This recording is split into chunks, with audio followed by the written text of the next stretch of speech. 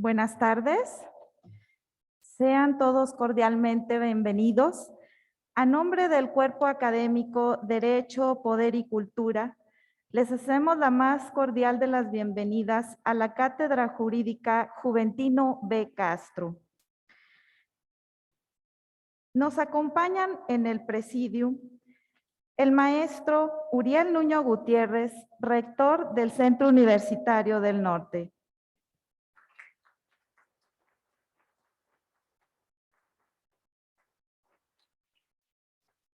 La maestra Marta Leticia Muro Arellano, magistrada del primer tribunal colegiado en materia civil del tercer circuito del Poder Judicial de la Federación y ponente de esta cátedra.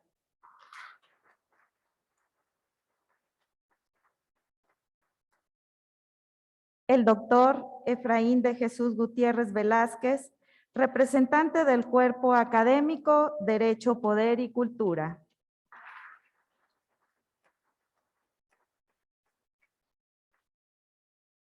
Agradecemos también la asistencia de las autoridades de este centro universitario que están dentro de los que están en el auditorio, perdón.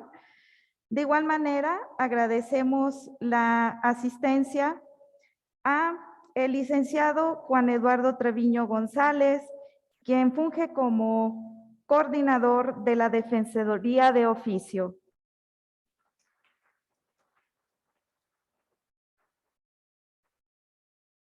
También está con nosotros la licenciada Elvira Pinto Soriano, presidenta de la Barra de Abogados de la Zona Norte de Jalisco.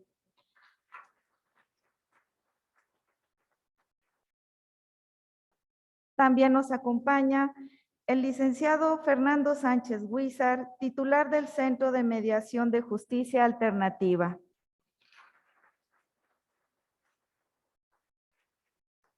Está con nosotros la licenciada Sheila Lili Alonso Martínez, Dirección General de Delitos contra las Mujeres en razón de género y trata de personas.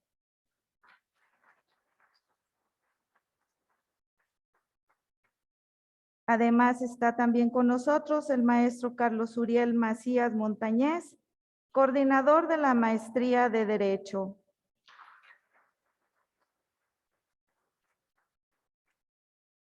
Agradecemos también la asistencia de autoridades y funcionarios de las administraciones públicas municipales de esta región.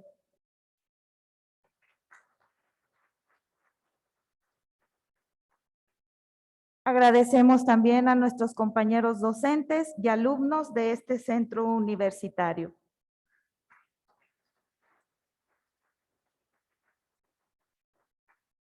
Enseguida doy la palabra al doctor Efraín de Jesús Gutiérrez para que nos dé la bienvenida a esta cátedra Juventino B. Castro.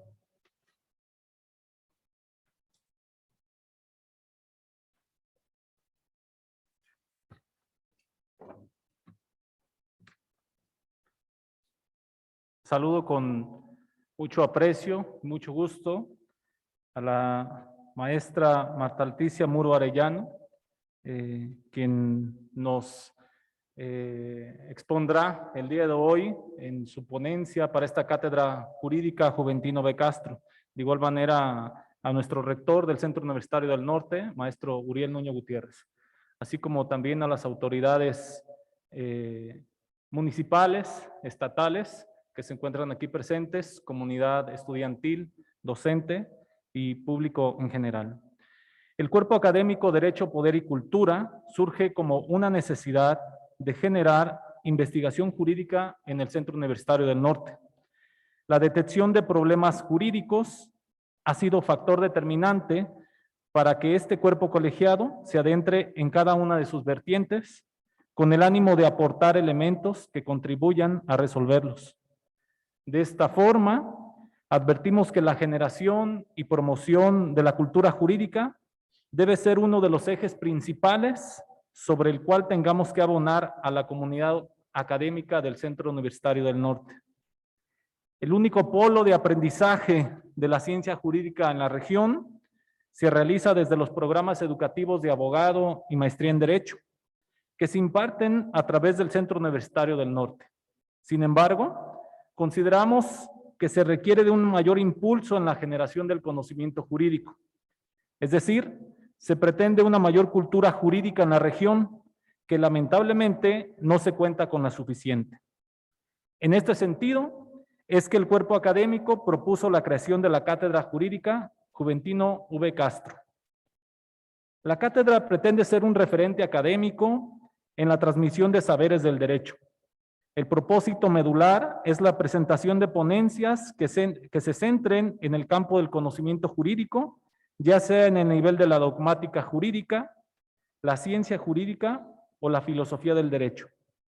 La labor central de la cátedra es la exposición magistral que se realice con la participación de connotados y connotadas juristas que se hayan distinguido de manera sobresaliente en su labor profesional o científica. La cátedra se nominó como tal en honor al jurista mexicano Juventino Víctor Castro y Castro, cuyo enorme legado jurídico lo hace merecedor de este reconocimiento. El doctor Juventino sustentó su examen de tesis de licenciatura en 1941 con el trabajo intitulado Funciones y disfunciones del Ministerio Público en México, ensayo de genética, problemática y sistemática de la institución, que por cierto, 20 años más tarde, se cristalizó en la reforma al artículo 21 constitucional en 1994. De 1947 al 53, trabajó como secretario de Estudio y Cuenta en la Suprema Corte de Justicia de la Nación, y por 40 años, hasta 1994, se desempeñó en diversos cargos del Poder Legislativo y Poder Ejecutivo. Por poco más de 30 años, fue profesor de la Facultad de Derecho de la UNAM. En 1973 se doctoró en la UNAM, perteneciendo a la primera generación de doctores en Derecho por dicha universidad pública. En 1995 protestó ante el Senado de la República como ministro de la Suprema Corte de Justicia de la Nación hasta el año 2003. Algunos asuntos relevantes de los que conoció el ministro Juventino V. Castro fueron amparo en revisión 1195/92, del que se desprendió que era posible ampararse contra actos de las universidades públicas. Contradicción de tesis 31/98, relativa al llamado anatocismo. La contradicción de tesis 18/98, sobre la procedencia del amparo contra el no ejercicio o desistimiento de la acción penal por parte del Ministerio Público. Finalmente formó parte de una comisión que investigó lo ocurrido en la comunidad de Aguas Blancas, en el estado de Guerrero, donde fueron asesinadas 17 personas.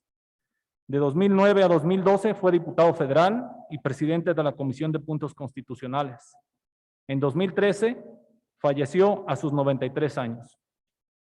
Su tenacidad, templanza, racionalidad jurídica, integridad y preocupación por la administración de justicia es lo que nos motivó a proponerlo para nominar esta actividad académica. Y en su primera edición de esta cátedra, pues nos honra con su participación la maestra Marta Leticia Muro Arellano, a quien reconocemos su incansable labor por la defensa de los derechos humanos y a quien recibimos el día de hoy con mucha gratitud. Muchas gracias.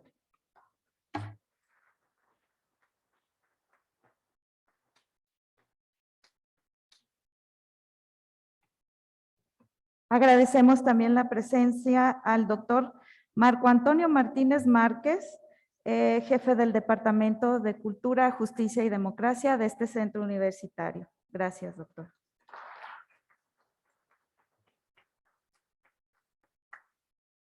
Enseguida solicitamos al maestro Uriel Nuño, rector de este centro, haga favor de hacer la inauguración de la Cátedra Juventino V. Castro.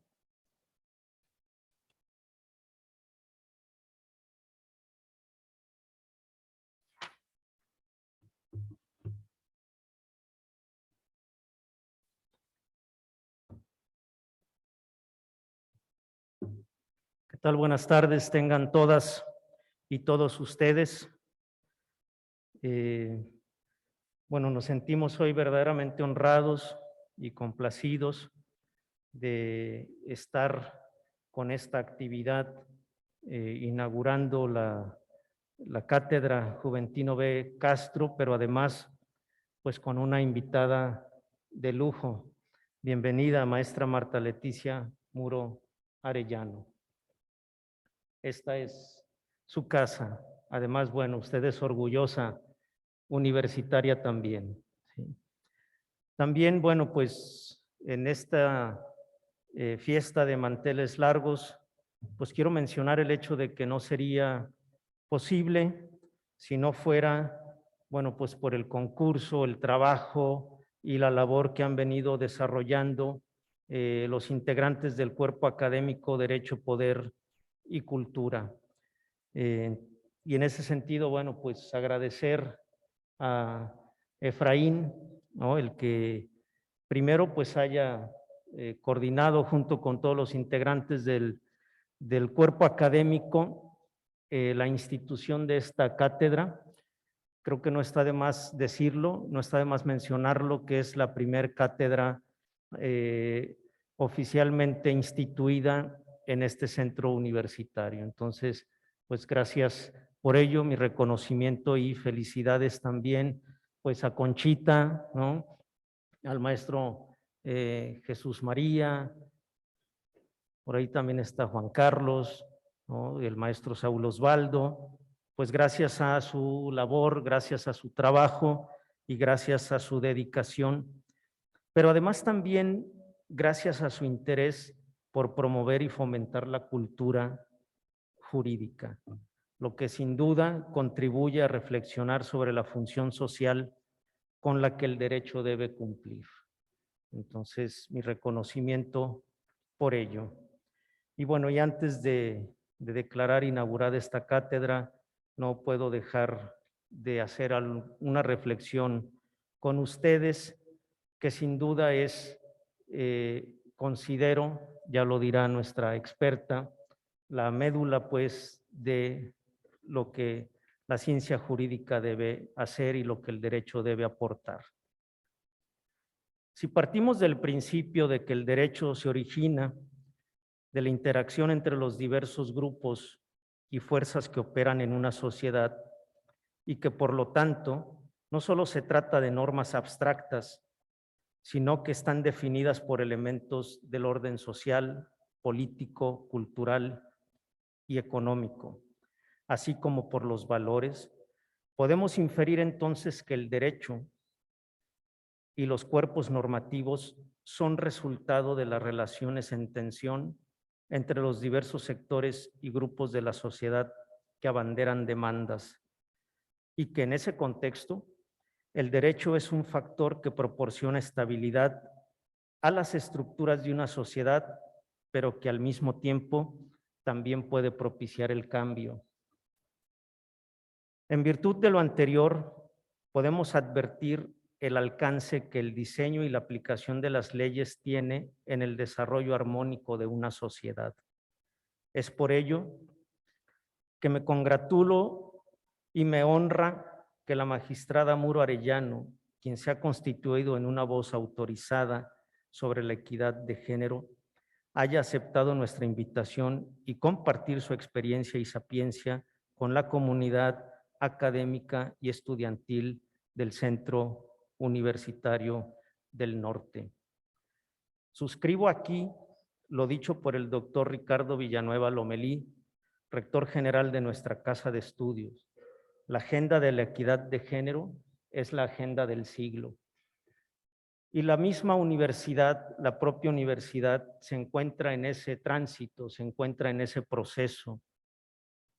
Se han dado pasos importantes como la aprobación del Código de Ética, como además también la institución de la Defensoría de los Derechos Universitarios, y recientemente en el Consejo General Universitario se aprobó un nuevo cuerpo normativo que entrará en vigor a partir de enero del próximo año. Pero aún a pesar de ello, falta mucho, todavía mucho por aprender y por hacer en materia de equidad de género. Esa es la razón por la que le agradezco que usted esté aquí. Dicho lo anterior, entonces me honra el declarar formalmente inaugurada la Cátedra Jurídica Juventino B. Castro, hoy lunes 8 de noviembre, siendo las 17:33. Felicidades y mucho éxito.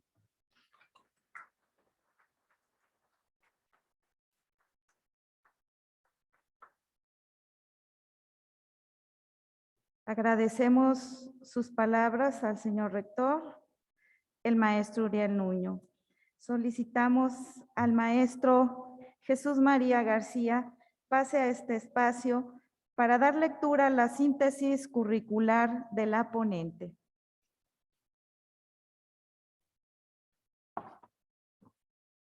Buenas tardes. Señor rector, señora magistrada, compañero doctor Efraín, con su venia.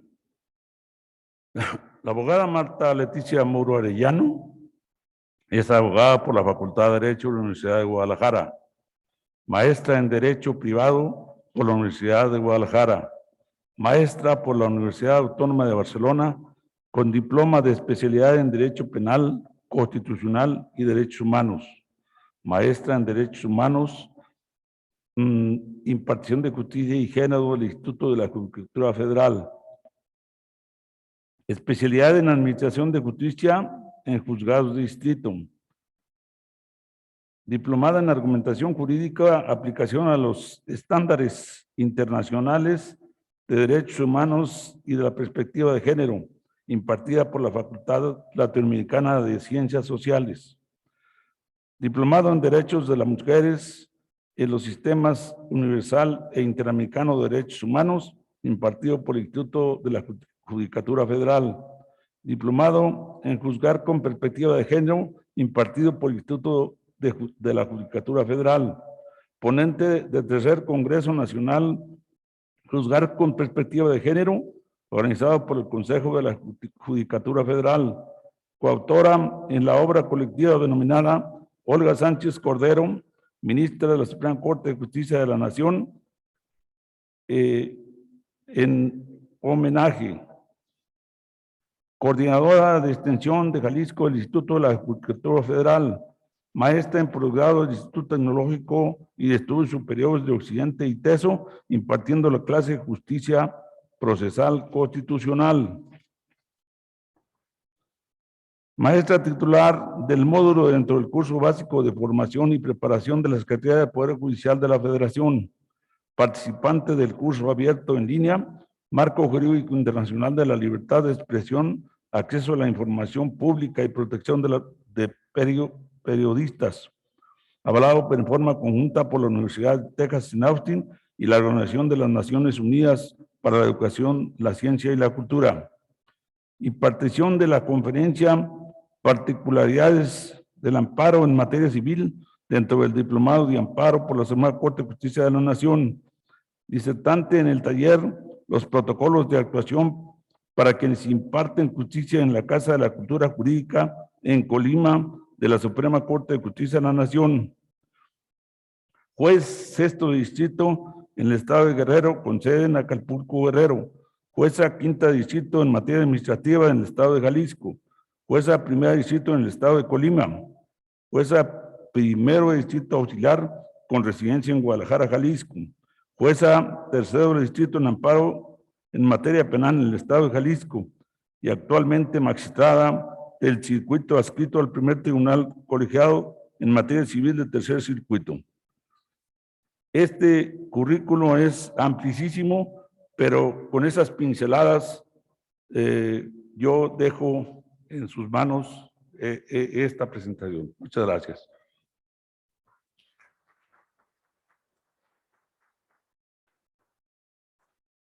Agradecemos la lectura de la síntesis curricular al maestro Jesús María García. Damos paso al acto que nos congrega. Vamos a otorgar la voz a la maestra Marta Leticia Muro Arellano para que dicte la ponencia El género, los desafíos de y para la justicia.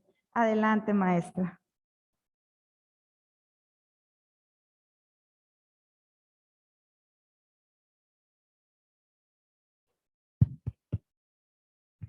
Buenas tardes. Alabanzas a la mujer ejemplar. Mujer ejemplar no es fácil hallarla, de más valor que las perlas. Su esposo confía plenamente en ella y nunca le faltan ganancias. Brinda a su esposo grandes satisfacciones todos los días de su vida. Con sus propias manos hace hilados y tejidos. No teme que su familia, cuando nieva, pueda tener frío. Ella los mantiene abrigados. Ella misma hace sus colchas y se viste con las telas más finas. Proverbios 31, cita bíblica. La pandemia nos ha forzado a vivir experiencias novedosas, algunas alentadoras, otras más dolorosas. Sobre todo la exacerbación de la violencia familiar al interior del hogar provocada por el confinamiento obligado. Es prácticamente dormir con el enemigo. Es latente el ancestral esquema de sometimiento de la mujer que de origen era invisibilizada porque pertenecía al ámbito de lo privado. Lo que ocurre en el hogar se queda. Nadie interviene. Este modelo social ha cambiado y ha cambiado sustancialmente. Ahora esto no es así en el tiempo actual. Vemos a las mujeres en el espacio de lo público. Esta cátedra es un claro ejemplo de esto. En el presente, el Estado es el garante de la protección de esos derechos de las mujeres, de que lo que sucede en la vivienda se vuelva público. Recuerdes el caso de María Dapana. Si me da tiempo, se los comentaré. Por una parte, la ONU declaró que 1 de cada 3 mujeres en el mundo sufre violencia sexual o física. Reflexionar sobre estos temas en un ámbito distinguido con universitarios mueve mi entendimiento. Las mujeres nos tardamos, pero ya llegamos. Con sincero agradecimiento saludo al rector del CUSH, al maestro Uriel Nuño Gutiérrez, la invitación a compartir mis ideas y preocupaciones sobre un tema esencial al Estado democrático, que es el respeto a los derechos de las mujeres y la justicia de género. Saludo también al doctor Efraín Gutiérrez Vázquez, representante del Cuerpo Académico Derecho, Poder y Cultura y administrador de este grandioso centro universitario, sus gentilezas para hacerlo posible. Mi agradecimiento es sincero y lo aprecio infinitamente. Me permite compartir con los alumnos de mi universidad, algunas reflexiones sobre un tema por demás polémico y de actualidad que es la teoría de género. Es una oportunidad invaluable para acercar la judicatura a los jóvenes. Deseo que este diálogo sea fructífero. El tema de hoy, el tema que nos ocupa es los desafíos, el género, los desafíos y la justicia. ¿Cuál es mi propuesta? Mi propuesta con esta charla de esta tarde es lograr desde la visión de una juzgadora un enfoque diferenciado para abordar los retos que enfrenta la justicia de cara al respeto de los derechos humanos, en particular los derechos de las mujeres. ¿Cuál es la expectativa que yo tengo para ustedes?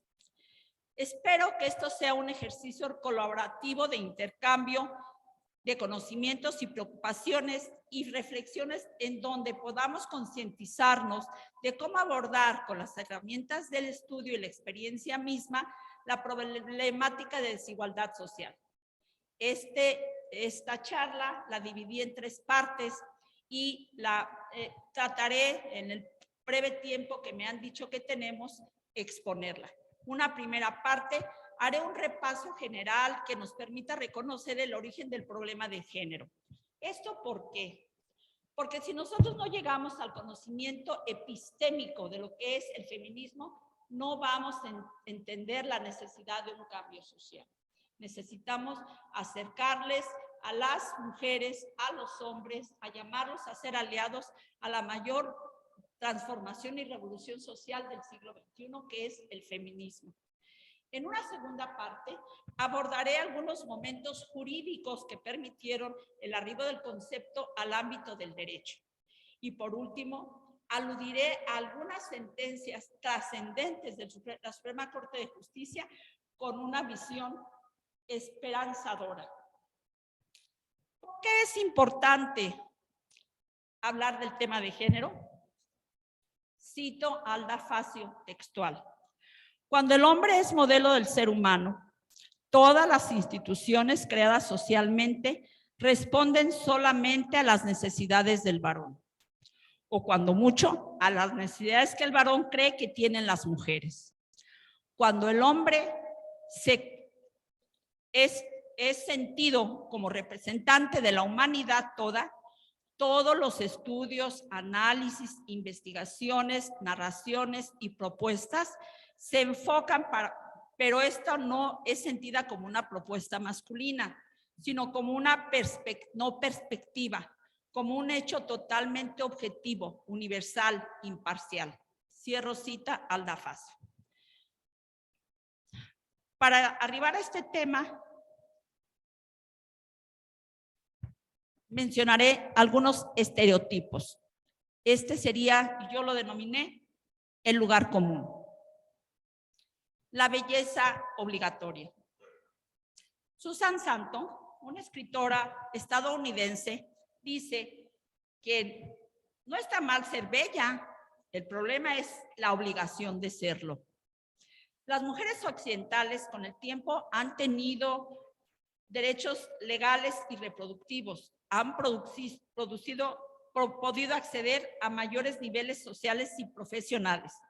Sin embargo, no se sienten libres de asuntos aparentemente frívolos, triviales, banales, como es la apariencia física, el cuerpo, el rostro, el pelo, la ropa. Parecen temas banales, pero tienen una gran importancia social. Desde pequeñas, enseñamos a las niñas que ser bonitas es la clave para ser aceptadas. Hombres que saben contra mujeres que sienten. La diferencia entre lo femenino y lo masculino se ha construido de manera binaria, como categorías opuestas y complementarias. Así, si se atribuye fuerza al hombre, a la mujer ha de ser débil. Si él es inteligente, la mujer ha de ser emotiva. Si el hombre, ella es sensible, emocional. Él es estable y mensurado, ella es inestable y desmesurada. Lo que salta a la vista de esta concepción binaria es que la caracterización, mientras que para el hombre los atributos de lo masculino lo realzan, son positivos, los que se asocian a lo femenino son pensados como defectos, no como cualidades. Señor, señora, señorita. Cuando un hombre alcanza cierta edad, le dicen señor. La palabra señor es muestra de poderío. En cambio, es como una connotación de poder. En cambio, con las mujeres no ocurre lo mismo. Cuando deja de ser niña, es señorita. Cuando es señorita, implica que es una joven que se ha convertido en el objeto del deseo de la mirada masculina. Que una señorita es una joven mujer soltera, entendido por ello sexualmente disponible. En México, tradicionalmente, cuando una mujer se casa, deja de ser disponible y entonces se le nombra señora. Bueno, a veces incluso lleva el apellido del esposo. No quiero ofender a quien así lo haya decidido. Bueno, así, señora es una especie de marca, un distintivo para que el mundo sepa el estado civil de la mujer. Y yo me pregunto, ¿será también importante saber el estado civil de los hombres? Es duda, ahí se los dejo a la reflexión.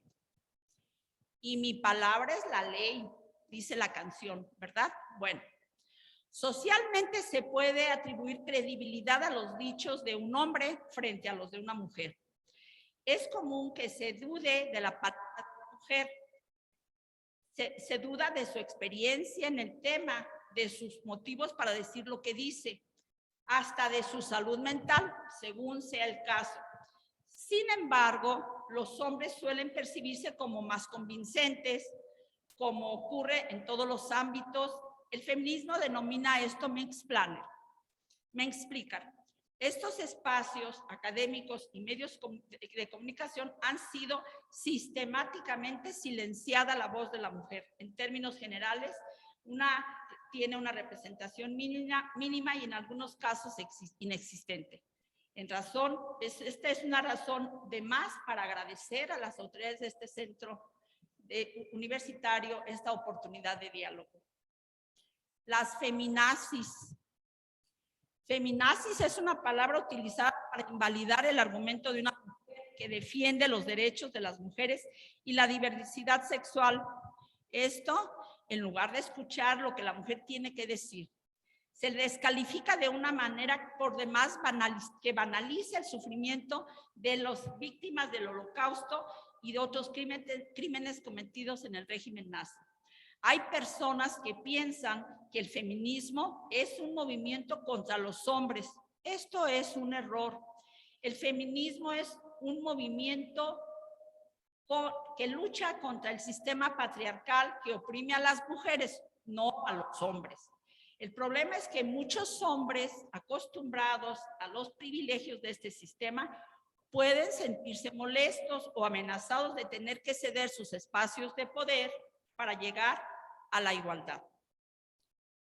Vamos a hablar de feminismo y género. El tema de género confunde, incomoda, mueve, despierta polémica, disputa, diferencia de criterios y lamentablemente el movimiento feminista no ayuda mucho en su identidad. Lo primero que se piensa es que es cosa de mujeres, que es chisme de señoras, que no se pueden dialogar, que ni siquiera se ponen de acuerdo, se banaliza, se bromea, se da risa. Se remata con ni las feministas se ponen de acuerdo, que las mujeres no saben qué es lo que buscan, qué quieren. Eso se pensó en el sistema universal cuando se terminó la segunda ola del feminismo con el derecho al voto de las mujeres. ¿Qué más van a pedir? Pues yo les quiero decir que eso es cierto. Hay muchos feminismos, muchas visiones, muchas costumbres.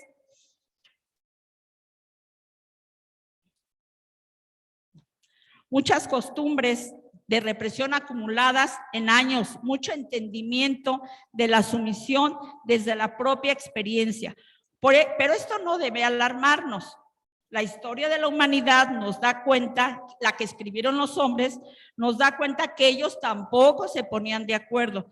Tan es así que inventaron la guerra para luego llegar a acuerdos civilizatorios y controlarlos. Como ocurrió en los años 50, en el siglo pasado, después de la Segunda Guerra Mundial, con la Sociedad de las Naciones Unidas primero y después con la ONU. Lo que encontramos en la teoría feminista, a partir del modo de entender la opresión, son sus distintas corrientes, como el feminismo de la igualdad, que considera que las mujeres son oprimidas porque no son tratadas de modo igual que los hombres. O bien, el feminismo de la diferencia, que considera que las mujeres están mal porque porque no se reconoce como valiosa su diferencia frente a los hombres. Y el tercer grupo, el de las feministas radicales, cuya principal promotor es Catherine McKinnon, la académica de la Universidad de Oxford, que sostiene que el género es la estructura social predominante y que el problema de las mujeres es que no tienen poder o que les falta poder. Existen más clasificaciones del feminismo que por la brevedad de la charla no podré abordar, pero el punto de contacto en todas ellas es el reconocimiento de la opresión, de que el patriarcado es un sistema de dominación masculina basada en el sexo que determina la opresión y subordinación de las mujeres. A partir de 1975, el feminismo ya no volvió a ser uno singular y práctica y políticamente pasó de lo personal a lo político, de los grupos a la autoconciencia. Las aguas se desbordaron. Cada feminista comenzó a trabajar sobre su propia realidad, fue creciendo en cada lugar del mundo con sus características, tiempos y necesidades propias. Recuerden ustedes la primera conferencia mundial de la mujer, que fue en el año de 1975 en México. El que se hubiera elegido México como una sede de la primera conferencia de mujeres no es casualidad. Se vio un entorno muy masculinizado, androcéntrico, patriarcal, y por eso México fue sede de esa primera conferencia. Estábamos todos muy contentos, ya tenemos un cambio, ya hubo una conferencia, ya nos vinieron a decir cómo cambió la Constitución, cambiaron las leyes, cambiaron las formas, pero no las estructuras. Otro aspecto es la dificultad para que este tema llegara al campo de lo jurídico, que no es cosa menor. No podemos perder de vista la evolución, su evolución que data del siglo XVIII, de los revolucionarios e ilustrados franceses y también francesas. Se comenzaba a defender las ideas de igualdad, libertad y fraternidad. Fraternidad, frater significa hermano, sustantivo masculino. Por primera vez en la historia se cuestionaba políticamente los privilegios de cuna y aparecía el principio de igualdad. Sin embargo, a ellas, a las mujeres que defendieron sus derechos y que incluían a todos los seres humanos, terminaron en la guillotina. Mientras que ellos siguieron pensando que el nuevo orden significaba que las libertades y los derechos solo correspondían a los varones. Así, aunque existan precedentes feministas desde el siglo XVIII, no fueron tomados en cuenta. Amelia Valcárcel dice que el feminismo es un hijo mal querido de la Ilustración. Aquí les traigo unos datos puros y duros de lo que implica el feminismo en la actualidad. A julio de 2021, 668 mujeres fueron asesinadas por causa de su condición sexual. La cifra no es del todo confiable, porque las autoridades desatienden la obligación de investigar las muertes de las mujeres bajo la perspectiva de género. El número de homicidios dolosos de mujeres al mes de agosto suma 1,889. Los estados que más feminicidios tienen son Estado de México con 97 feminicidios, Jalisco con 51, Veracruz con 50, Ciudad de México con 42, Nuevo León con 35. Como se ve, en nuestro estado tenemos una grave asignatura pendiente de prevenir, proteger, respetar y garantizar los derechos humanos de las mujeres, en particular, como manda el artículo 1 constitucional, a todas las autoridades en el ámbito de sus competencias. De ahí la importancia de foros como este. La pregunta es, ¿por qué están excluidas las mujeres? ¿Por qué solo los derechos corresponden a la mitad del mundo, a los varones? ¿Dónde está el origen de esta discriminación? ¿Qué podemos hacer para combatirla? Esta es una buena ocasión para repensarlo. Gracias, autoridades universitarias, por permitirlo. Conocimiento epistémico del feminismo. El feminismo, quiero empezar, en mi opinión, a definir lo que el feminismo no es. El feminismo no es un discurso político, se basa en la justicia. El feminismo no es solo una teoría y práctica política articulada por mujeres, es toda una filosofía y cambio del paradigma de lo humano. Es un movimiento social mayúsculo basado en la toma de conciencia de las discriminaciones que sufren por la única razón de ser mujeres y deciden organizarse para acabar con ello, para cambiar la sociedad. Se articula como filosofía política y al mismo tiempo como un movimiento social. Tiene casi 3 siglos con sus altibajos.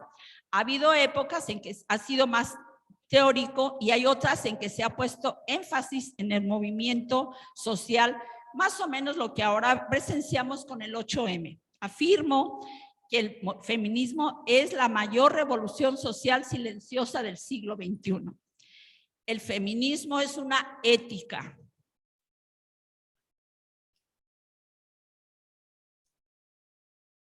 Lo cierto es que a estas alturas esto ya comenzó y nadie lo va a parar por una razón objetiva, contundente por su obviedad. Está construido por el hacer y el pensar de millones de mujeres que se agrupan o van por la libre y están diseminadas por todo el mundo. Es, por decirlo escasamente, un movimiento no dirigido, no jerarquizado. La ética y la forma de estar en el mundo cambiaron inevitablemente con la toma de conciencia feminista. Luigi Ferrajoli, el ilustre jurista italiano, argumenta en torno a la igualdad como principio complejo, estipulando para tutelar las diferencias y para oponerse a las desigualdades. Las diferencias y las desigualdades son hechos, la igualdad es normativa. Y esta, mientras que el principio de igualdad es una norma que precisamente tiene el fin de proteger y valorar las diferencias y de eliminar, cuando menos reducir las desigualdades, el insigne filósofo expresa: estas diferencias se debe a la concepción que dieron las feministas al tema de la desigualdad. La disputa del feminismo empieza desde su propia definición. Las mujeres atareadas en hacer feminismos, las mujeres feministas, no se han preocupado por definirlo. Hay un postulado feminista que no debemos perder de vista. Lo que no se nombra no existe. Es una tarea pendiente de realizar. Si acudimos a la Real Academia de la Lengua Española, no vamos a encontrar respuesta. Prueba de ello son los constantes ataques que manda la academia sobre la forma como hablamos las feministas. La jueza, la presidenta, la ingeniera, la química, se combate y se discute esta forma de hablar por una sencilla razón. Cuando se generaron las reglas de la lengua española, no había mujeres en las profesiones. No se nombraban mujeres sino hombres. Y ahora la realidad social cambió. Y yo digo, bueno, ¿qué es primero? ¿La letra o la norma? ¿Qué es primero? ¿El hecho social o la regla que lo limita? La Real Academia tiene mucho que trabajar en este espacio. Victoria Sau, una feminista filósofa española, sostiene que el feminismo es un movimiento social y político que se inicia formalmente a finales del siglo XVIII y que supone la toma de conciencia de las mujeres como grupo colectivo humano, de la opresión, dominación y explotación de que han sido y son objeto por parte del colectivo de varones en el seno del patriarcado bajo distintas fases históricas del modelo de producción, el cual las mueve a la acción para la liberación de su sexo con todas las transformaciones de la sociedad que ella requiera.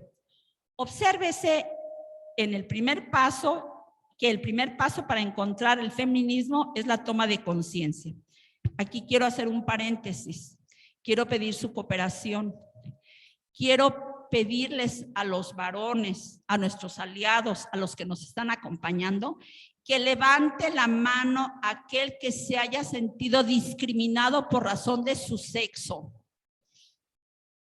A ver. Bueno, ahora quiero pedirles, parece que no hubo nadie.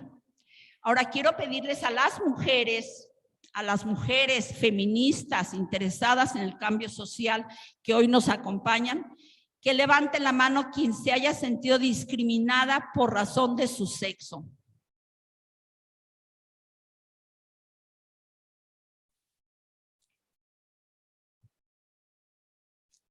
Ese es el cambio.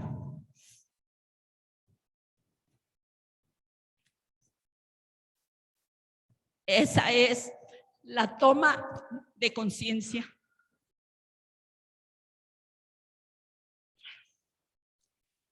Si la participación de las mujeres no es consciente de la discriminación sexual, no puede considerarse feminista. Por eso nos gusta utilizar la metáfora de las gafas violetas, de ahí el origen de la conmemoración del 8/20. La metáfora de las gafas violetas es la toma de conciencia de la discriminación de las mujeres. No sé si sepan esa fábula, ya no sé si es fábula, es una realidad o es un mito. Se dice que en una fábrica de Nueva York, una fábrica de textiles, que había mujeres cosiendo en su interior, solicitaron un aumento de sueldo.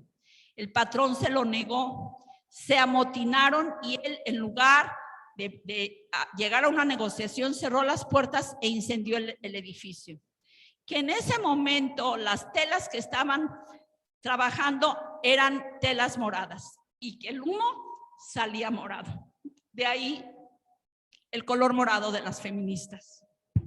Bien, esta metáfora de las gafas violetas supone darse cuenta de las mentiras grandes y pequeñas en las que se cimenta nuestra historia, nuestra cultura, nuestra sociedad, nuestra economía, los grandes proyectos y los detalles cotidianos.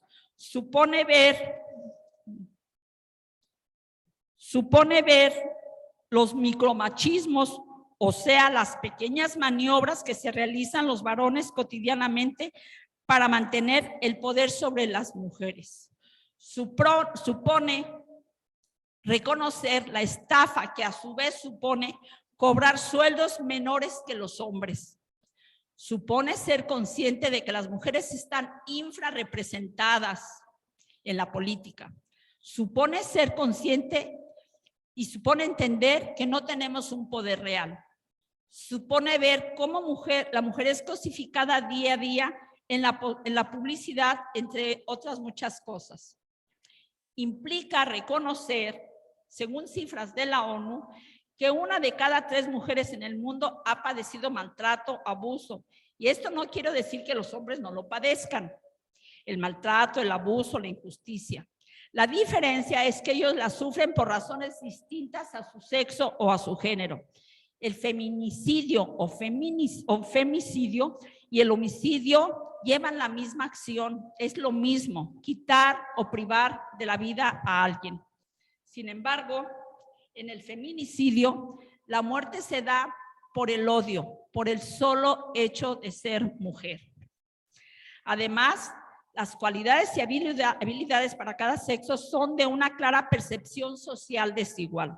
Mientras lo debido para los hombres es la valentía, la toma de decisiones en el ámbito público, en suma, las tareas trascendentes, lo debido para las mujeres es la vulnerabilidad, el silencio, las labores de crianza, el ámbito privado, doméstico, las tareas secundarias. Este escenario es profundamente desventajoso, pero además se replica en todas las interacciones que se dan cuando hay nexos. No reconocen clases sociales, se dan en estados de bienestar y en estados de pobreza. No importa la preparación académica. Aunque se viva de una manera distinta conforme a su cultura de educación, la tradición de la opresión se hace presente. Yo tengo experiencias judiciales de mujeres profesionistas, arquitectas, abogadas, que han sido maltratadas, golpeadas, ofendidas, lastimadas por los esposos. Y unas de clase alta, muy alta. Ahorita tenemos unos asuntos muy delicados de personas de un alto nivel social con problemas de opresión. Esto explica por qué el 8M, las mujeres del mundo salgan a las calles a conmemorar el día, a protestar por las desventajas existentes o a exigir respuestas a sus problemas específicos.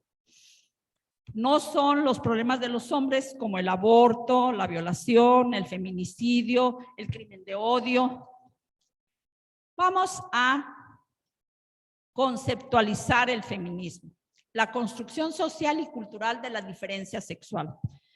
La mayoría de las personas entendemos estos conceptos: sexo, género, historia robada. Sin embargo, debemos entender, parece sencillo, pero estas distinciones tienen una implicación social, económica y jurídica en el mundo. El sexo es comúnmente concebido como el elemento que distingue a las personas como mujeres u hombres sobre la base de criterios biológicos. Por lo general, está asignado al momento del nacimiento con el simple signo de los genitales externos, pero en realidad el sexo depende de distintas áreas fisiológicas. Hay 4 criterios para definir el sexo.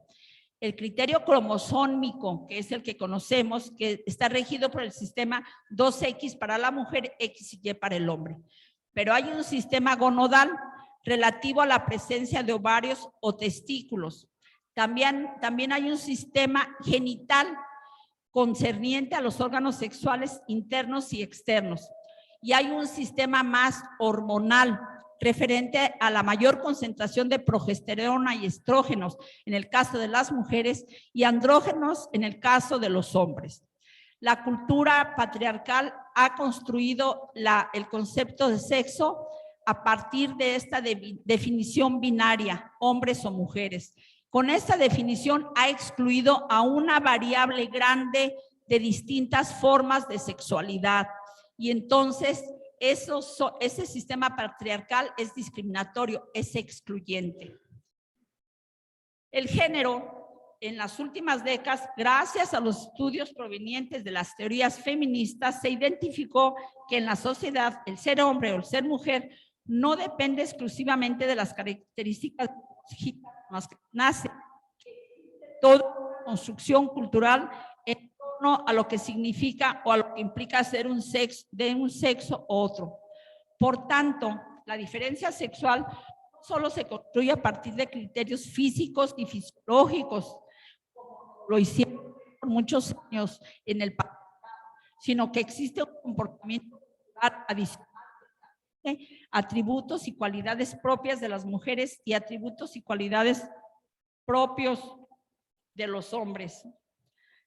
Concibe solamente 2 formas de existir, uno para las mujeres y otro para los hombres. A partir de estas formas de existir se atribuyen o se pierden derechos, o se asumen o liberan obligaciones. Ahí es donde está el campo de lo jurídico. Un último tema que quiero tratar para entrar en lo que es mi materia, que es lo jurídico, es un concepto que el feminismo denomina historia robada. ¿Qué significa esto? Desde la escritura de la antigua Mesopotamia, desde la época de las listas de los reyes, de la antigua Sumer en adelante, los historiadores fueron sacerdotes, sirvientes del monarca, escribas, clérigos o una clase profesional de intelectuales con formación universitaria. Estos fueron seleccionando los acontecimientos que había que poner por escrito y los han interpretado a fin de darles un sentido y un significado. Ese sería el caso de la cita bíblica que les hice al inicio de este diálogo. Hasta un pasado reciente, estos historiadores han sido varones y lo que han registrado es lo que los varones han hecho, experimentado y considerado que era importante.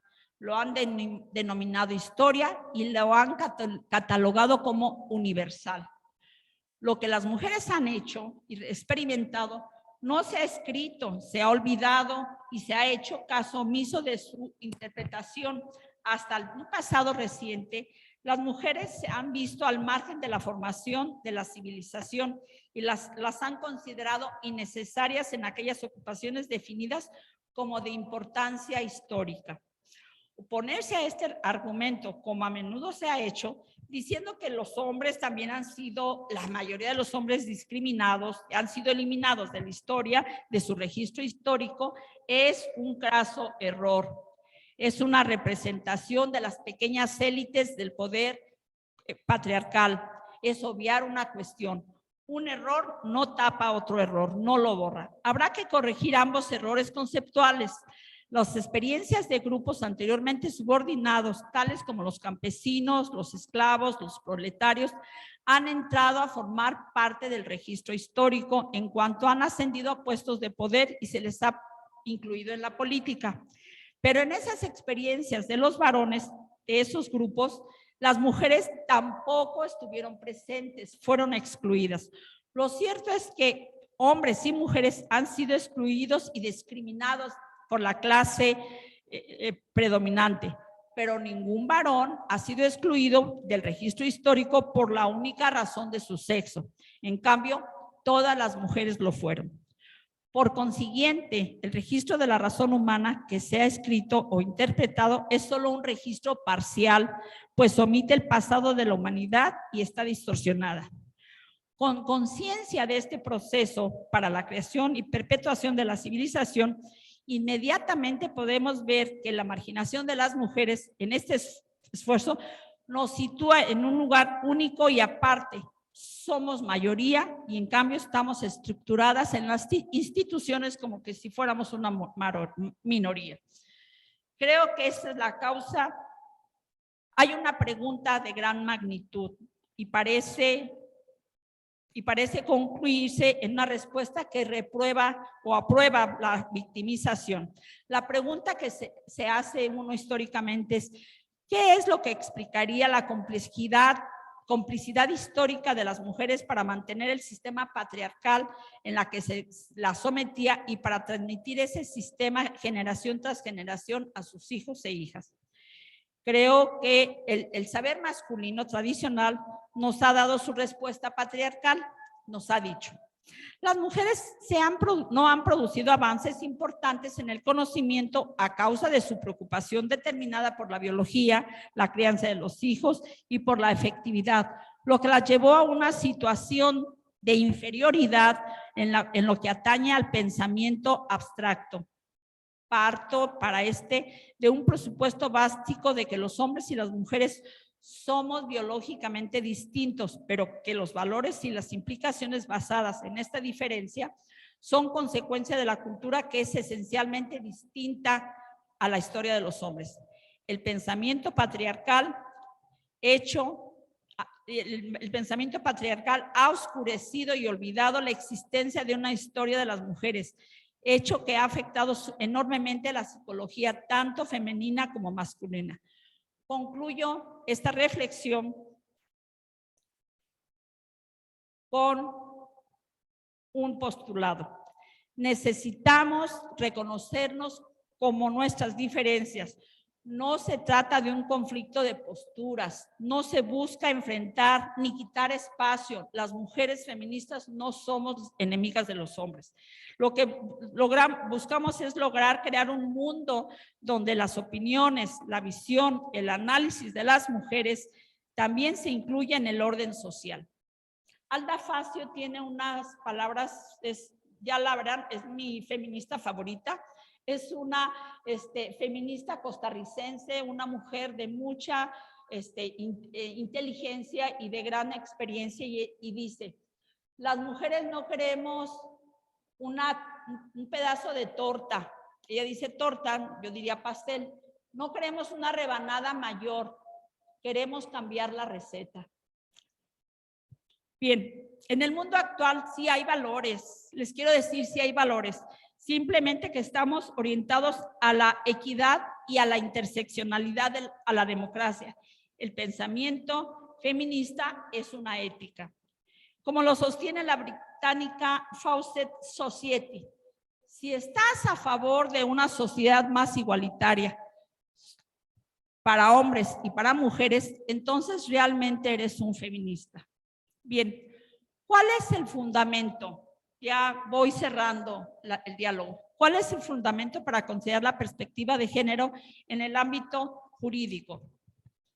La perspectiva de género es un método que busca modificar la forma en que comprendemos el mundo a partir de la incorporación del género como una categoría de análisis. Importa porque permite dotar como diferencia sexual y significados que se le atribuyen desde lo cultural, impactan en la vida de las personas y las relaciones que estaban con su entorno y con el resto de la sociedad. Este método analítico aplica a todas las áreas del conocimiento y no solo al derecho. Es una herramienta que nace y se consolida en otros ámbitos. ¿Por qué a los jueces nos ha costado tanto trabajo aterrizar el concepto de perspectiva de género en nuestras resoluciones? Hay una razón esencial y básica. Los jueces, los abogados, tenemos una profunda formación positivista. Estamos acostumbrados a aplicar la ley. El concepto de perspectiva de género no es un concepto normativo, no nace del derecho, al menos no del derecho escrito como tradicionalmente lo conocemos. Es un concepto de origen sociológico, cultural, filosófico, que llega al ámbito de lo jurídico y por eso la dificultad de su comprensión. ¿Cómo hemos avanzado en nuestro país para incorporar ese método? Pues a través de la regulación de los tratados internacionales sobre género. Tenemos varios instrumentos internacionales que nos permiten el arribo del concepto de género como categoría jurídica. El primero, la Convención para la Eliminación de todas las formas de discriminación contra la mujer, CEDAW. El CEDAW nace como ideología, como pretensión, como ilusión en la primera Conferencia Mundial de las Mujeres. Después se consolida y se crea en la segunda Conferencia Internacional de las Mujeres en Copenhague. Ahí se firma, está actualmente suscrita por 189 países en el mundo. Es de las convenciones más firmadas. Después vienen otras dos convenciones, Nairobi y Beijing. En la Convención de Beijing, la cuarta Conferencia Mundial de la Mujer, se establece una plataforma de acción. Se llega a la conclusión de que ya tenemos un piso formal parejo, pero necesitamos llevarlo a la práctica. Entonces, se genera un mecanismo de seguimiento de la aplicación del CEDAW a través de relatorías especiales y recomendaciones. Este es el primer instrumento internacional de derecho, la Carta de los Derechos Humanos de las Mujeres. Este comité de CEDAW tiene un grupo de intérpretes, de exégetas, que nos explican cuál es el contenido de la convención. Ellos emiten recomendaciones generales que los estados están obligados a responder. En otra charla hablaríamos del concepto jurídico de las recomendaciones. Sin embargo, en la actualidad, aunque no es derecho vinculante, es soft law, es derecho suave, sí nos permite a nosotros los jueces utilizarlo en nuestras resoluciones. La segunda convención importante es la Convención Belén do Pará.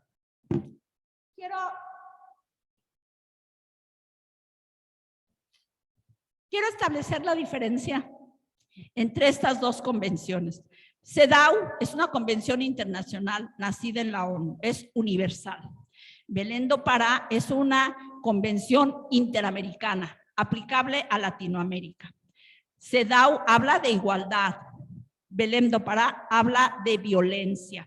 ¿Y por qué generar una convención que hable de violencia? Porque hubo una discusión muy enconada al interior de los comités de creación de CEDAW.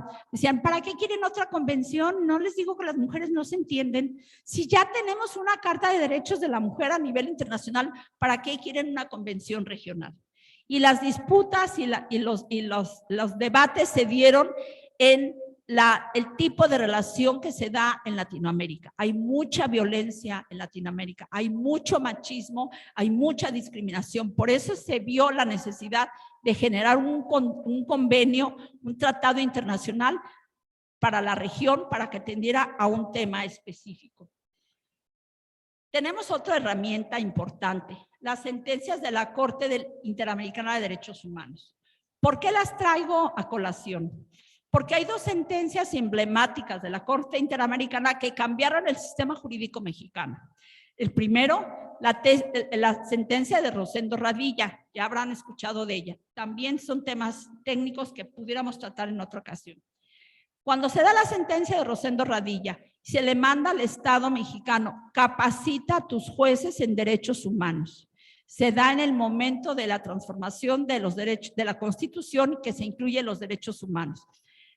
Pero cuando se da la sentencia de Campos Algodoneros, que ustedes habrán escuchado, que es el caso de las muertas de Juárez, que llega a la Corte Interamericana, que es la primera sentencia donde México, la segunda sentencia donde México resulta condenado, la Corte Interamericana le dice al Estado mexicano: genera protocolos de actuación para que tus operadores jurídicos sepan cómo actuar en un caso de violencia contra las mujeres.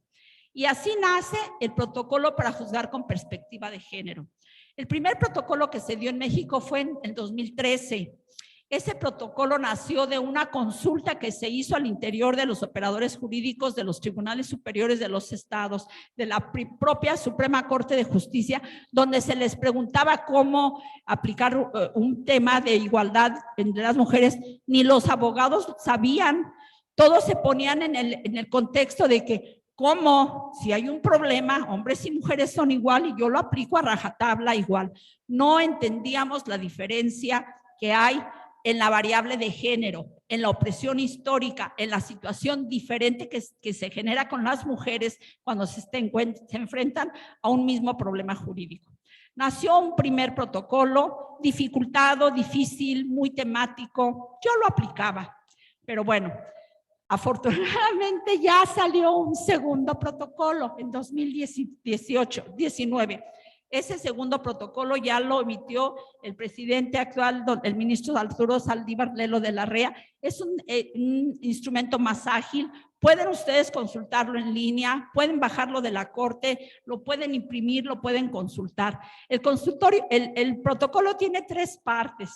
Una parte genérica, temática, conceptual. Otra parte donde nos muestra el avance que han tenido las sentencias de la Corte Interamericana y la Corte Mexicana, y una tercera parte nos establece una guía de cómo resolver con perspectiva de género.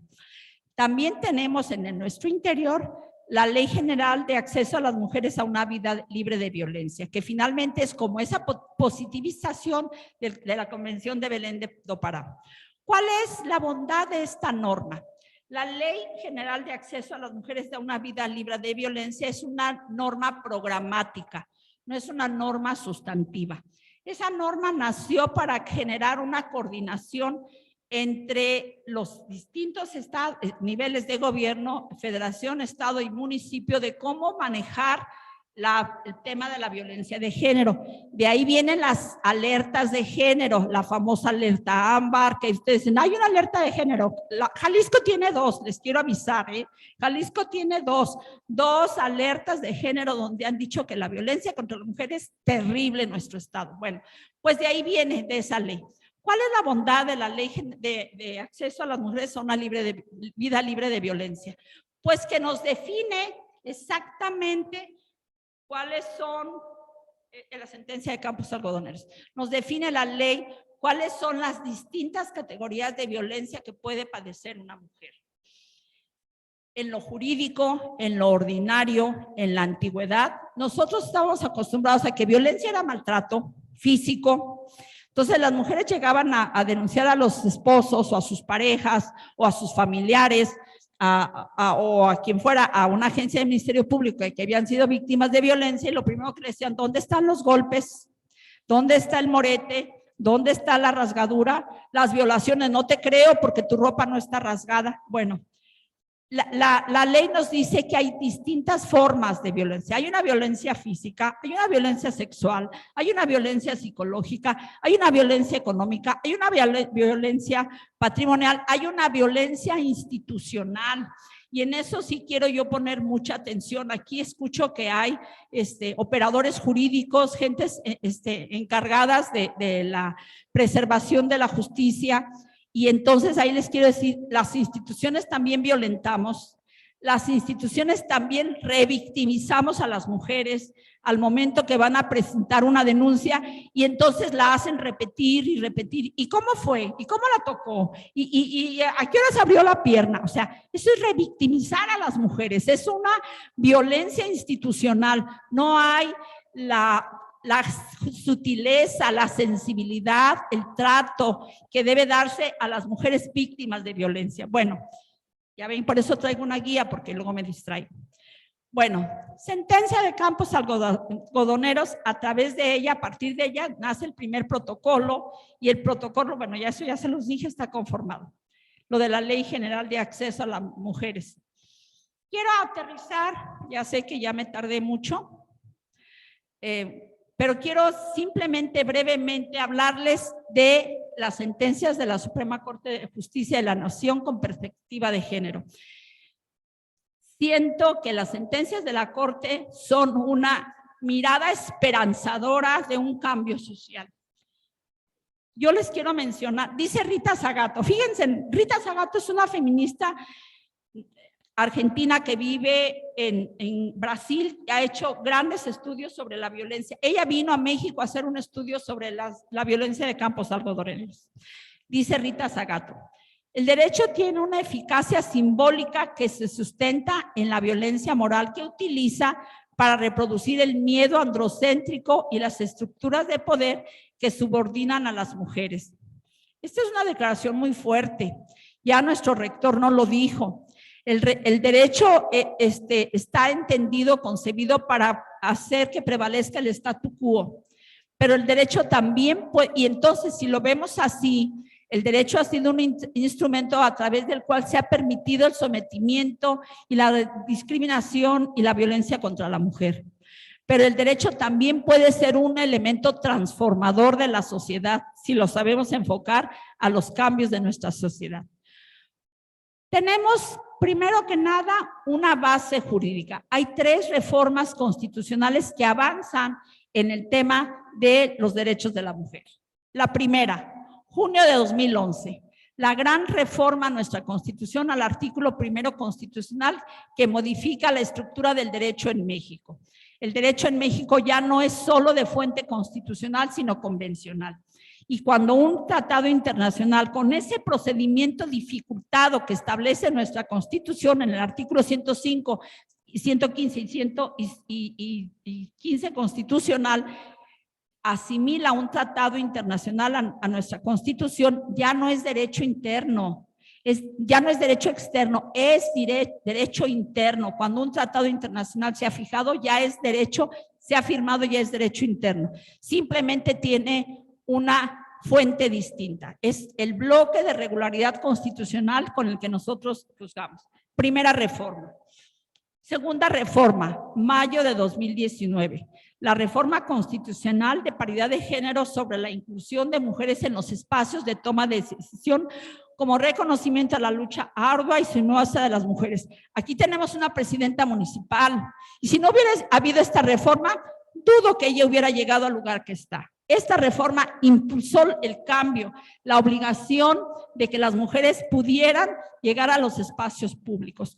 Son acciones afirmativas contenidas en el artículo 3 de la CEDAW que dice que cuando haya situaciones de desventaja debe hacerse reformas temporales y específicas para avanzar en la discriminación. Esta reforma nos llevó a eso, a la paridad. Hay una última reforma, mayo de 2021. La incluyo porque dentro de la reforma al sistema de justicia mexicano se incluyó la variable de género como uno de los principios de la administración de justicia. Ya no es solo hablar de paridad o de representación, sino una obligación de que nosotros como juzgadores, al momento de resolver, al momento de ver un caso, tengamos que tomar en cuenta la variable de género. Y bueno, las sentencias, brevemente. La primera de ellos, la de rubro acceso a la justicia en condiciones de igualdad, elementos para juzgar con perspectiva de género. Yo les decía que los jueces somos positivistas. Nos cuesta trabajo entender los cambios. La Corte, consciente de nuestras debilidades, generó un método. Ese método tiene 6 pasos a seguir. Invariablemente, cuando hay derechos de las mujeres, tenemos que revisar el caso y partir de la primera premisa. Hay asimetría de poder, hay desigualdad de trato, aplica el método con perspectiva de género. No lo hay, trata el asunto como tradicionalmente ocurre. Bueno, la importancia de este criterio es que es obligatorio conforme al artículo 217 de la ley de amparo. O sea que todos los juzgadores estamos obligados a aplicarlas, todos, sin que nos lo pidan. Es un examen ex oficio. Los pasos, bueno, ahí los tienen. Ay, Dios, no están. Ya. No, esa es la anterior. Los pasos ahí los tienen: identificar asimetrías de poder, valorar el caso, los hechos y las pruebas, evitando cualquier estereotipo, de considerar que el material probatorio es insuficiente para acreditar la situación de vulnerabilidad por razones de género, recabar más pruebas. Si se llega a detectar una situación de desventaja por cuestiones de género, desconfiar del derecho y además acudir a los estándares internacionales. Y por último, el método exige el uso de un lenguaje incluyente, no estereotipado. A mí me ha tocado en mi experiencia, terrible, una sala de nuestro Tribunal del Estado, en una sentencia, por ejemplo, le decía a la señora: no me probaste que no podías trabajar, no me probaste que estabas incapacitada para trabajar. Y yo le contesté mi resolución, con voto concurrente, pero salió la sentencia como yo dije. La sala está infringiendo violencia institucional contra esta mujer. Práctica y coloquialmente le dijo: no estás ni manca ni coja, ponte a trabajar. Ese es de lo que habla el protocolo, la tesis de la Corte y el protocolo. Hay que utilizar un lenguaje que evite los estereotipos, que incluya a la mujer, que procure buscar abatir los motivos de discriminación por razón de género. Otra sentencia por demás emblemática, y para los que son penalistas o que aspiran a ser penalistas, les digo, no la pierdan de vista.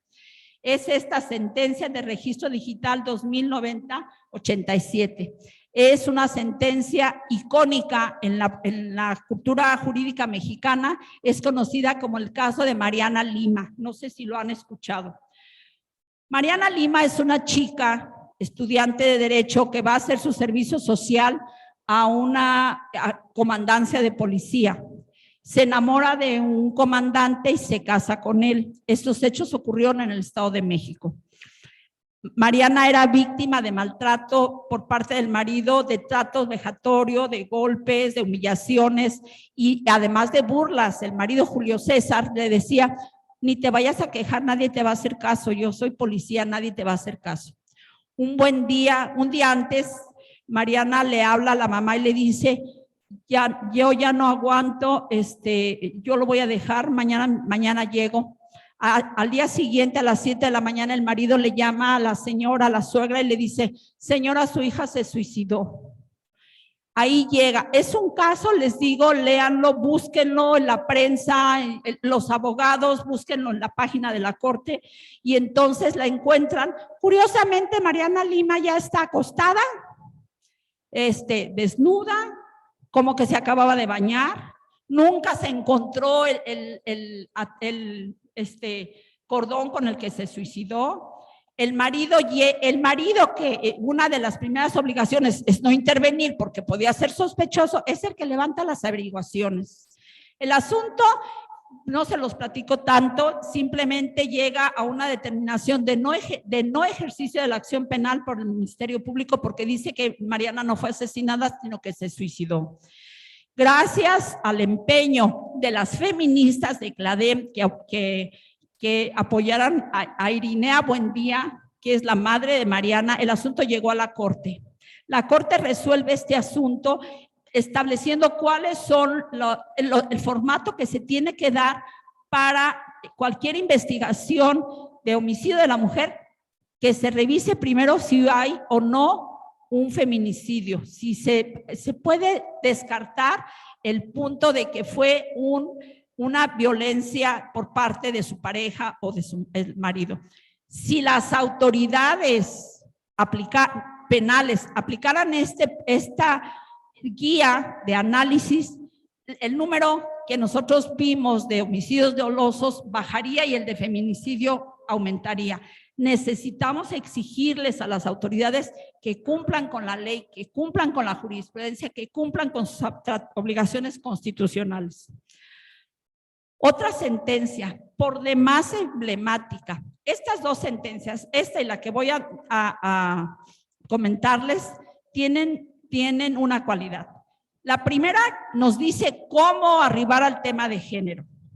La segunda nos dice cómo realizar investigaciones en caso de homicidios de mujeres. Esta sentencia emblemática que surgió del amparo en revisión 1064 diagonal 2019, les digo, todavía no está publicada, yo la bajé del sistema, es una sentencia transformadora del sistema de salud en México. Se trata de una chica que va a un espacio, un hospital, a que la atiendan. Dura 4 días en trabajo de parto, muy doloroso, apartada, separada de la familia, sola, y los médicos van y le sacan un consentimiento para operarla y esterilizarla, sin su consentimiento informado, prudente y previo. Y luego van, incomunicada ella, van con la familia, el esposo, la mamá, y les piden el consentimiento. Y a uno y a otro le dicen, oye, tu mujer ya firmó. Y al marido, a la mujer le dicen, oye, tu marido ya firmó. Total que la mujer la esterilizan, la dejan en una situación de salud muy grave. El asunto llega a la corte por facultad de atracción y ahí la corte trata, es una sentencia de verdad enriquecedora. Habla de derechos a la salud, habla de métodos reproductivos, habla del derecho a la información, habla del derecho a la información, a la comunicación previa.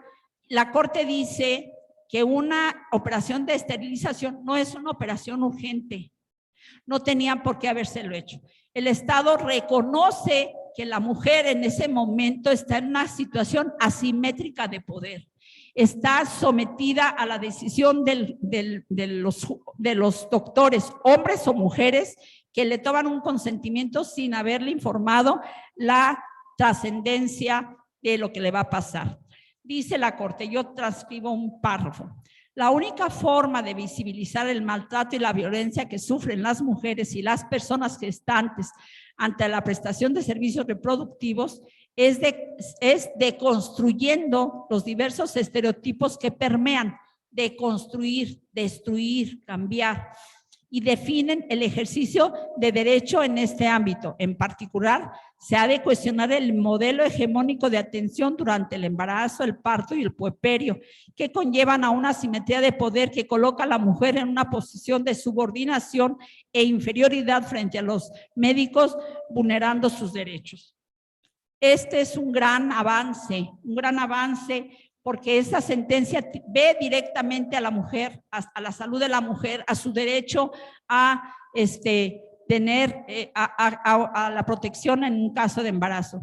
Y bueno, la última sentencia, que tampoco está todavía en el engrose, pero que es muy importante, es la que resolvió la acción de inconstitucionalidad 148/2017.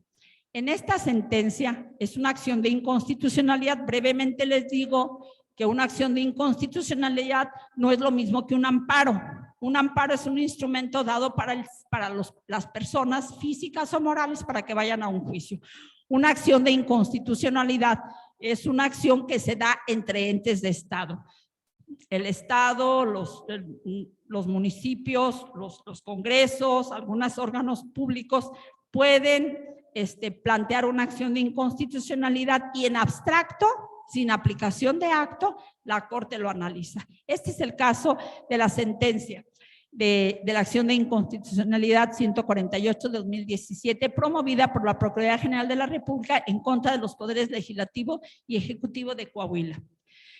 En esa ocasión, la Suprema Corte declaró inconstitucionalidad de la criminalización total del aborto por unanimidad de 10 votos. Se resolvió que es inconstitucional criminalizar el aborto de manera absoluta y se pronunció por primera vez a favor de garantizar el derecho de las mujeres y personas gestantes a decidir sin enfrentar consecuencias penales.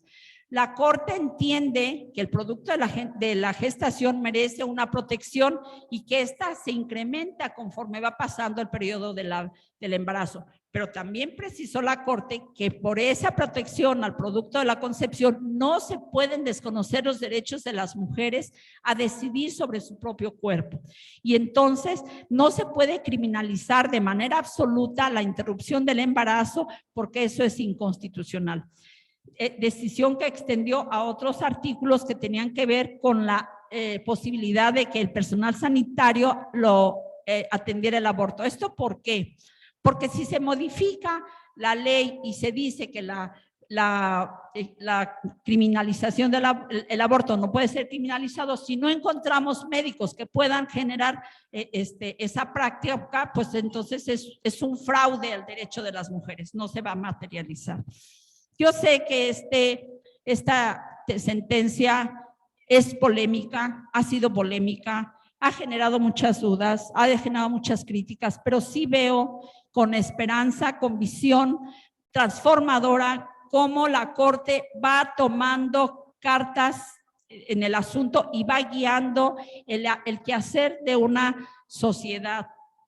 Soy una verdadera convencida de que las sentencias son instrumentos transformadores de la sociedad, que a través de una sentencia podemos lograr un cambio social efectivo. En la reforma de 2021, la que les hablo de la reforma al sistema de justicia mexicano, se estableció una forma distinta de generar jurisprudencia a través del precedente. ¿Esto qué significa?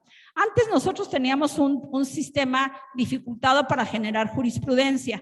Tenía que haber 5 sentencias iguales, después fueron 3, se reformó a 3. 3 sentencias iguales en el mismo sentido, sin una intermedia que le interrumpiera para que el criterio de la Corte fuera uniforme y obligatorio. ¿Saben cuánto se tarda eso? Años, verdaderos años.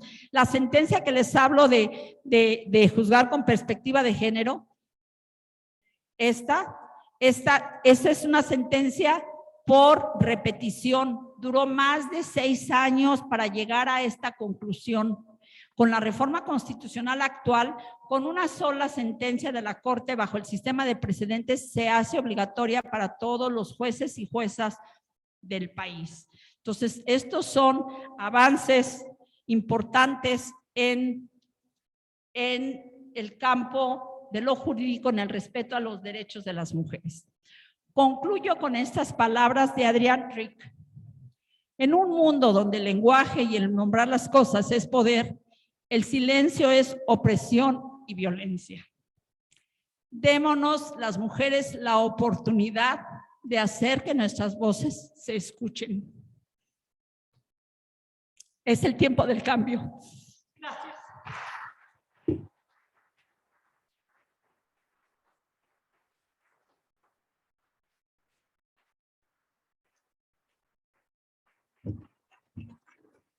Agradecemos la pertinente exposición de la maestra Marta Leticia.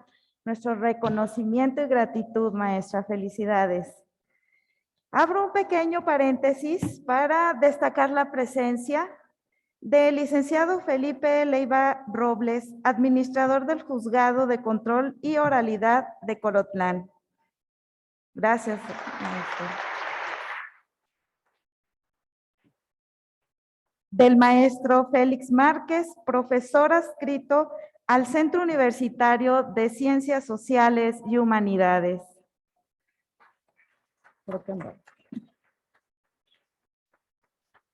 A la maestra Claudia Murillo Vázquez, coordinadora de la carrera de abogado de este centro universitario.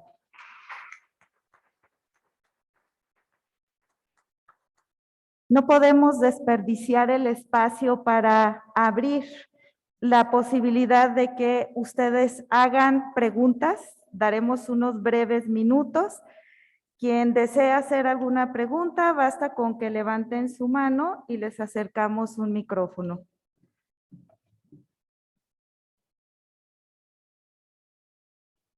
¿Todo quedó muy claro?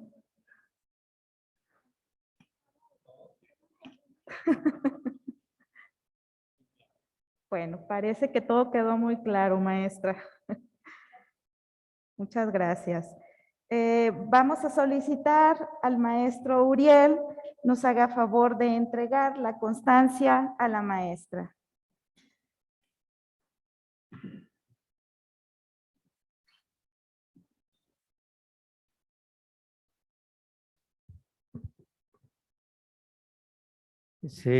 A la letra dice: la Universidad de Guadalajara, a través del Centro Universitario del Norte, otorga la presente constancia a la maestra Marta Leticia Muro Arellano por haber impartido la conferencia magistral El género, los desafíos de y para la justicia, en el marco de la inauguración de la Cátedra Jurídica Juventino B. Castro, organizada por el Cuerpo Académico Derecho, Poder y Cultura, UDG CA 881, perteneciente al Departamento de Cultura, Justicia y Democracia del Centro Universitario del Norte.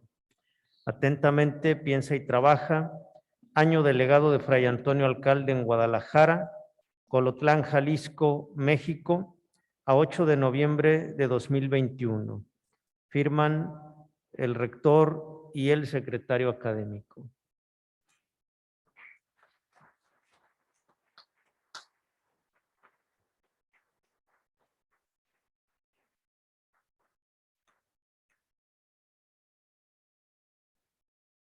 Muchas gracias. Pues solo resta agradecer al Cuerpo Académico de Derecho, Poder y Cultura la organización de este evento, al doctor Efraín de Jesús Gutiérrez Velázquez, al maestro Jesús María García Carrillo, maestro Osvaldo Flores Corbera, maestro Juan Carlos Mercado Castellanos, maestro Rodolfo Navarro Bravo. Muchas gracias. Fue un placer compartir con ustedes y bueno, yo también soy parte de este cuerpo académico, María Concepción Pinedo Muñoz.